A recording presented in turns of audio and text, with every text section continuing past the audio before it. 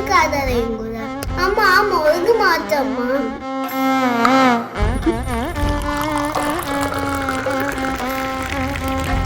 ഇതെങ്ങനെയാണ് കഴിക്കണ്ടേന്നറിയോ? കടലയും ഇങ്ങനെയാണ് ഞാൻ കാണിച്ചു തരാം. ഞാൻ പറഞ്ഞ നിങ്ങൾക്കൊന്നും മനസ്സിലാവും.